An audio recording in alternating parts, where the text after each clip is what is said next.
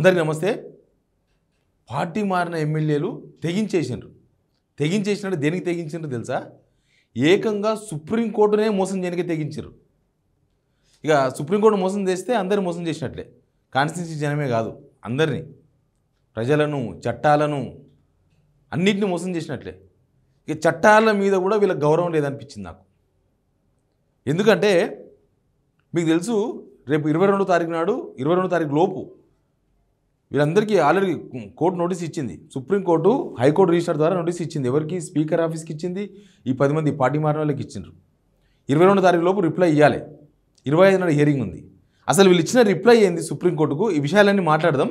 ఇవి మాట్లాడకన్నా ముందు signal TV స్థాపించి సంవత్సరం దాటింది. ఈ సంవత్సరంలో దిగ్విజయంగా మీ అందరి సపోర్ట్తోన 1,43,000 సబ్స్క్రైబర్స్తోన మనం ముందుకు పోతున్నాం. మన సబ్స్క్రైబర్స్ వెరీ స్పెషల్. ఖచ్చితంగా వీడియో చూస్తారు, చాలా యాక్టివ్గా ఉన్నారు. మిగతా వాళ్ళతో పోలిస్తే మన సబ్స్క్రైబర్స్ మాత్రం డిఫరెంట్గా చాలా యాక్టివ్గా ఉన్నట్టు నాకు అనిపించింది. మనం ముందు ఇంకా ప్రయాణం చాలా బాధ్యతగా ముందుకు వచ్చిన అవసరం ఉంది. దానికి మీ మద్దతు అడుగుతున్నా. సబ్స్క్రైబ్ చేసుకునే వాళ్ళు సబ్స్క్రైబ్ చేసుకోండి. సిగ్నల్ టీవీని మరింత ముందుకు పోయేందుకు సహకరించండి. ఇక సబ్జెక్టులకు పోతే, ఇప్పటికీ 3 ఎమ్మెల్యేలు యాక్చువల్గా 22 తేదీ లోపు ఇవ్వమని చెప్పింది సుప్రీంకోర్టు వివరణ. ఇప్పటికీ 3 ఎమ్మెల్యేలు ఆల్రెడీ అఫిడవిట్ ఇచ్చేసిండ్రు. 3 ఎమ్మెల్యేలు అఫిడవిట్ ఇచ్చేసిండ్రు సుప్రీంకోర్టుకు. ఏమని ఇచ్చింది తెలుసా? ఆ 3 ఎమ్మెల్యేలు ఎవరు తెలుసా? ఒకటి పడంచెరువు ఎమ్మెల్యే గూడెం మైపాల్రెడ్డి గారు, తర్వాత రాజేంద్రనగర్ ఎమ్మెల్యే ప్రకాష్ గౌడ్ గారు, తర్వాత గాంధీ గారు షేర్లింగంపల్లి ఎమ్మెల్యే. వీళ్ళు 3 ఆల్రెడీ అఫిడవిట్ వేసిండ్రు. మిగతా వాళ్ళు కూడా, మిగతా 9 మంది కూడా అఫిడవిట్ వేయబోతున్నారు. కాకపోతే దీనిలో అన్నిట్లో దానం నాగేందర్ వేరయ్యా అన్నట్లు, ఇందులో దానం నాగేందర్ వేరు. ఆయన అట్లా వేయలేడు. ఆయన ఏం చెప్తాడో తెలియదు. ఆయనది చాలా ఇంట్రెస్టింగ్ ఉంటుంది. ఎందుకంటే వీళ్ళంతా పోటీ చేయలేదు కాంగ్రెస్ నుంచి. ఆయన ఆల్రెడీ కాంగ్రెస్కి వెళ్ళి పోటీ కూడా చేసిండు లోక్సభ ఎలక్షన్స్లో సికింద్రాబాద్ నుంచి. కాబట్టి ఈ 9 మంది, బహుశా ఈ 9 మంది ఇదే రకమైన అఫిడవిట్ వేయబోతున్నారు అనేది క్లారిటీ వచ్చింది. ఈ అఫిడవిట్లు వాళ్ళందరికీ వాళ్ళు వేస్తలేరు.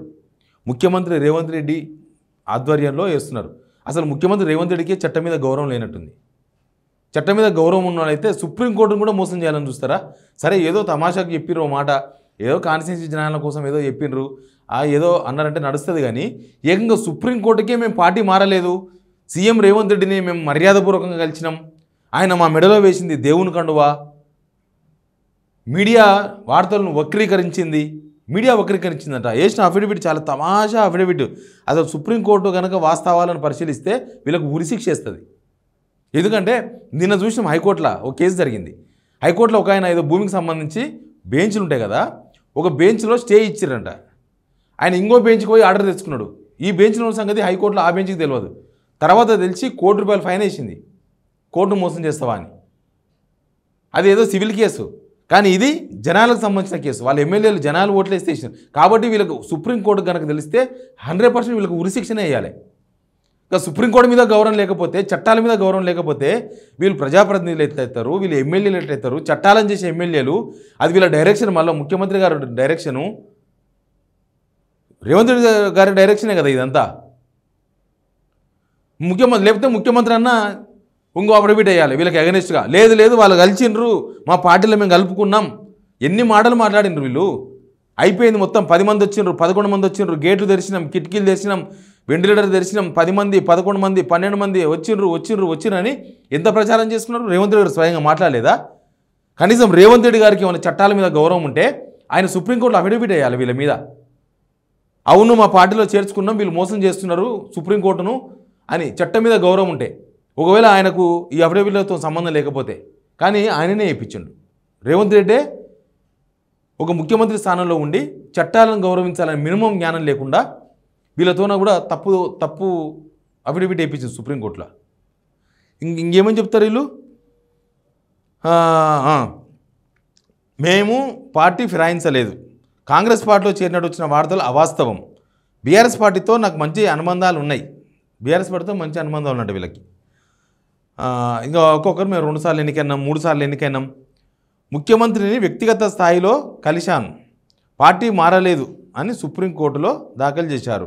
మీడియా వక్రీకరించింది వార్తలను, మీడియానే తప్పుడు వార్తలు ప్రచారం చేసిందట. అంటే ఇప్పుడు వీళ్ళు ఒక తప్పును కప్పిపుచ్చుకోవడానికి, వీళ్ళు పార్టీ మారలేదు అని చెప్పుకోవడానికి ఎంతమందిని దోషులను చేస్తుంది చూసినరా? రేవంత్ రెడ్డి దోషి, మొదటి దోషి దీనిలో. మీడియా రెండో దోషి. మీడియా తప్పుడు వార్తలు రాసిందంటే మరి మీడియా కూడా శిక్షించాలి. ఇక్కడ ఎవరెవరు వీళ్ళు చేసింది తప్పు అయితే వీళ్ళని శిక్షించాలి, వీళ్ళు చేసింది కరెక్టే అయితే మిగతా వీళ్ళందరినీ శిక్షించాలి. ఈ పార్టీ మారిన వార్తలు రాసిన వాళ్ళను, రిపోర్టర్లను, ఆ టీవీ ఛానల్ యాజమాన్యాలను, ఆ టీవీ ఛానల్ సీఈఓలను, రేవంత్ రెడ్డిని. ఎందుకంటే ఆయన కూడా చెప్పిండు కదా, మారినరు అవును మా పార్టీకి 10 మంది వచ్చారని చెప్పుకున్నారు కదా వాళ్ళు. వీళ్ళు మా పార్టీలు అని చెప్పుకున్నారు. సిఎల్పి మీటింగ్లో కూడా అటెండ్ అయ్యారు. దరిద్రం ఏంటంటే కాంగ్రెస్ పార్టీ మాత్రమే కాంగ్రెస్ పార్టీ ఎమ్మెల్యేలు ఎమ్మెల్సీలు మాత్రమే అటెండ్ అయ్యే సమావేశాలు ఉంటాయి. ఇంటర్నల్ సమావేశాలు కూడా అటెండ్ అయ్యారు వీళ్ళు. మొన్న బడ్జెట్ సమావేశాల ముందు జరిగిన సిఎల్పి మీటింగ్ కూడా అటెండ్ అయ్యారు వీళ్ళు ఒకరిద్దరు. ఇంత దారుణం. ఇప్పుడు పోచారం శ్రీనివాసరెడ్డి పాపం పెద్ద మనిషి, ఆయన కూడా అబద్ధాలే ఆడతాడు సుప్రీంకోర్టులో. ఇంకా దాననాగేంద్ర ఏమిస్తాడో తర్వాత తెలుసుకుందాం. కానీ ఇక్కడ చట్టాల మీద మీకే గౌరవం లేకపోతే, చట్టాలను చేసే చట్టసభల్లో ఉన్న మీరు సుప్రీంకోర్టును మోసం చేయాలని, మోసమే, ఇక్కడ లూప్ హోల్స్ కూడా కాదు, డైరెక్ట్ మోసమే. అసలు ఎవరైనా ప్రజల తరఫున ఎవరైనా అడ్వకేట్స్ ఉంటే సుప్రీంకోర్టులో ఒక ప్రజా ప్రయోజన వాయిద్యం వేయండి అయ్యా. యాజ్ ఏ తెలంగాణ వ్యక్తిగా అడుగుతున్నాను నేను. వీళ్ళకు కౌంటర్ మీరన్నా వేయండి అయ్యా. వీళ్ళు అబద్ధం చెప్తున్నారు. సుప్రీంకోర్టుకు నిజాలు తెలియాలి కదా, తెలుస్తుంది. నాకు తెలిసి ఏం తెలియకుండా పోదు. వీళ్ళ అఫిడవిట్లు ఏం ఫైనల్ కాదు. ఈ తప్పుడు వీళ్ళని తేలిన రోజు వీళ్ళకు ఉరిశిక్ష 100% పడాలి. పార్టీ మారడం తప్పో కాదో తర్వాత విషయం, కానీ పార్టీ మారలేదని చెప్పి సుప్రీంకోర్టును తప్పుదో పట్టించే ప్రయత్నం చేస్తున్నారు కదా, అందుకంటున్నాను నేను. ఇంకా పార్టీ మారిన వాళ్ళకు ఉరిశిక్ష పడాలంటే చాలా మంది పడుతుంది, అది వేరే విషయం. కానీ పార్టీ మారి దాన్ని కప్పుపుచ్చుకునేందుకు దృశ్యం సినిమా చూపించే ప్రయత్నం చేస్తున్నాను ఎప్పుడో చెప్పినా నేను. దృశ్యం సినిమాలో ఏం జరిగింది తెలుసుగా? మర్డర్ జరిగింది, మర్డర్ చేసిర్రు, కానీ ఎవరికి ఏం తెలియదు. సత్యనారాయణ సాయి కథకు కొందరు పోతారు, సినిమాకు కొందరు పోతారు, అంతా కట్టకథ వెళ్తారు కదా. సేమ్ అట్లే ఇది కూడా. పార్టీ మారింది నిజం, కండవ కప్పుకుంది నిజం, కార్యకర్తలకు కాంగ్రెస్ కండవాలు కప్పి కాంగ్రెస్ పార్టీలో వీళ్ళు చేసుకున్నది నిజం, ఇళ్ళ దగ్గర కాంగ్రెస్ ఫ్లెక్సీలు ఉన్నది నిజం, కాంగ్రెస్ సమావేశాలకు అటెండ్ అయింది నిజం. అన్ని నిజాలే. వీటన్నింటినీ కప్పిపుచ్చనికే మేము బీఆర్ఎస్ ఒకవేళ మీరు బీఆర్ఎస్ పార్టీలో ఉంటే మరి బీఆర్ఎస్ సమావేశాలకు పోయినరా? మొన్న ఎల్పీ మీటింగ్ అయింది, వీళ్ళు వేస్తారు అఫైబిట్, వీళ్ళు అయ్యారా? బీఆర్ఎస్లో కూడా మస్తు అస్త్రాలు ఉంటాయి. ఇప్పుడు ఎల్పీ మీటింగ్ జరిగింది, ఎల్పీ మీటింగ్ ఎవరో వచ్చిన మినిట్స్ ఉంటుంది, అది అఫీషియల్. హాలో డాక్యుమెంట్ ఇస్తారు, అఫీషియల్లో వీళ్ళు ఎవరు లేరు, ఈ 10 మంది లేరు, మిగతా అందరూ వచ్చిండ్రు. తర్వాత వీళ్ళు పెట్టిన ప్రెస్ మీట్లు అవన్నీ ఆల్రెడీ 500 పేజీల వ్యవహారం ఆడ ఉంది సుప్రీంకోర్టులో. ఎనీవే, ఇక్కడ పార్టీ మారిన విషయం తప్పో కాదా అనేది తర్వాత తెలుస్తుంది, కానీ సుప్రీంకోర్టును మోసం చేయాలని చూస్తున్న వీళ్ళకు ఏం శిక్ష చేయాలనేది మీరు డిసైడ్ చేయాల్సిన అవసరం ఉంది ప్రజలు. ఇక వీళ్ళు మన చట్టసభలో వీళ్ళ ఉండాల్సింది. సుప్రీంకోర్టు మన ధర్మాసనం, మనకు తీర్పులు చెప్పే న్యాయస్థానాన్ని కూడా మోసం చేయాలని చూస్తున్నారంటే వీళ్ళు బందిపోట్ల కన్నా ఎక్కువ. అంతెందుకు ధైర్యం లేదా, దమ్ము ధైర్యం లేదా? పార్టీ మారమని బాజాబ్తా చెప్పుకోండి. రేవంత్ రెడ్డి గారు మీరని చెప్పండి పార్టీ మారింది నిజమే, వీళ్ళు తప్పని.